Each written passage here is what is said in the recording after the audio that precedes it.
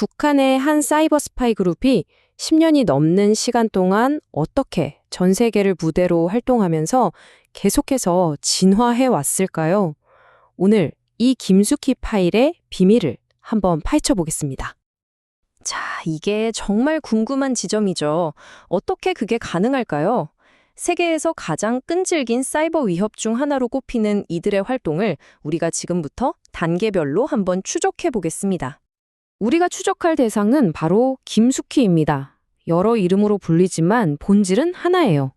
북한 정권을 위해 정보를 수집한다는 아주 명확하고 단 하나의 임무를 가진 굉장히 활발한 사이버 스파이 그룹이죠. 뭐든 다 시작이 있잖아요? 김숙희의 최신 전략을 제대로 이해하려면 우리도 시간을 거슬러서 이들의 가장 처음으로 돌아가 볼 필요가 있습니다. 여기 타임라인을 보시면 김숙희의 시작은 생각보다 소박했어요. 2013년에 카스퍼스키에 의해서 처음 세상에 알려졌을 때 이들의 주된 무대는 한국이었고요.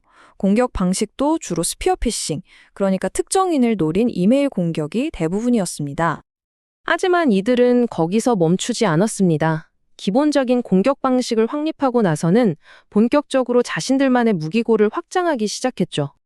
그러니까 비유하자면 단순한 낚싯바늘을 쓰다가 이젠 아주 정교한 디지털 폭탄을 만들어 쓰기 시작한 겁니다. 목표를 달성하기 위해서 점점 더 위험하고 자신들만의 맞춤형 악성 코드들을 만들어냈어요. 이 표를 보면 그 진화 과정이 한눈에 들어옵니다. 베이비 샤크로 비밀번호 같은 정보를 훔치고 애플시드로는 아예 시스템을 원격으로 완전히 장악하는 식으로요. 각 임무에 딱 맞는 특정 도구를 개발하면서 점점 더 고도화된 거죠. 자, 그럼 이 정교한 도구들을 실제로 어떻게 사용했을까요? 2020년 이스트 시큐리티 보고서를 보면 공격 패턴이 아주 명확해요. 예를 들어 코로나19 팬데믹처럼 전 세계적인 이슈를 미끼로 삼아서 아주 자연스럽게 접근하는 방식을 썼습니다. 이제 현재로 넘어와 보겠습니다. 이들의 속임수와 정교함은 정말 새로운 차원에 도달했습니다. 김숙희의 가장 최신 전략은 뭐냐면요. 바로 정상적인 인터넷 활동처럼 보이게 위장하는 겁니다. 이렇게 평범함 속에 섞여 들어가서 탐지를 훨씬 더 어렵게 만들고 있죠. 2025년에 S2W나 인기 같은 곳에서 나온 보고서들을 보면 이들이 깃허브처럼 누구나 신뢰하고 사용하는 공개 플랫폼을 악성 코드를 숨겨두는 장소로 쓰기 시작했어요. 이게 마치 공공도서관 책에다가 비밀 쪽지를 끼워 전달하는 거랑 똑같은 수법이에요. 정말 교묘하죠? 그런데 2025년 8월 정말 영화 같은 일이 벌어집니다. 판도가 완전히 뒤바뀌는데요. 바로 해커들이 역으로 해킹을 당한 거죠. 김숙희의 내부 파일이 대량으로 유출되는 정말 전례 없는 사건이 터집니다. APT-다운이라고 불린 이 유출 사건은요, 연구자들에게는 그야말로 금광과도 같았어요. 그들의 인증정보 탈취 수법부터 시작해서 사용하는 도구, 내부 프로세스까지 모든 걸 직접 들여다볼 수 있는 기회가 된 겁니다. 이 유출 덕분에 우리는 김숙희의 새로운 전술들을 아주 구체적으로 알게 됐습니다.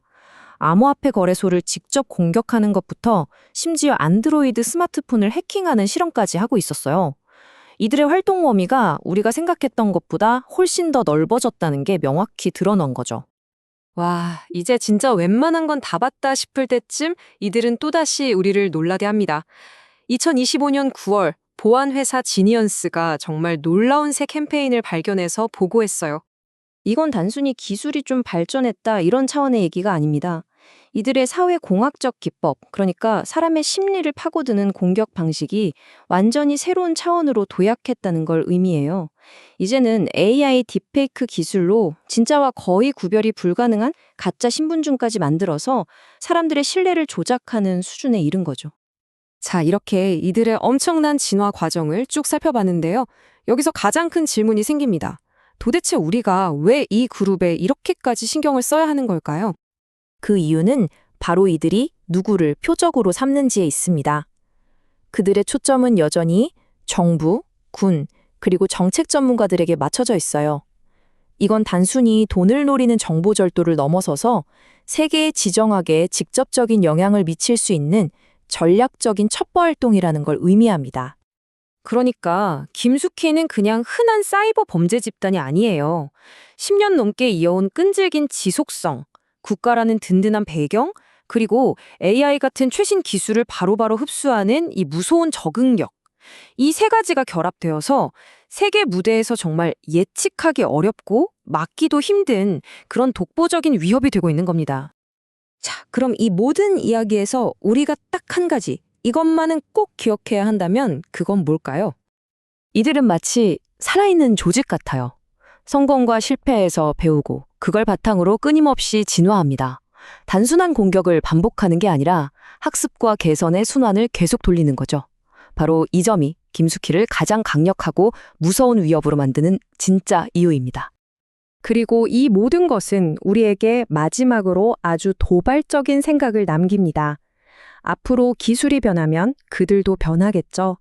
10년이 넘는 진화 끝에 과연 그들의 다음 행보는 무엇일까요? 김숙희 파일은 아직 절대 끝나지 않았습니다.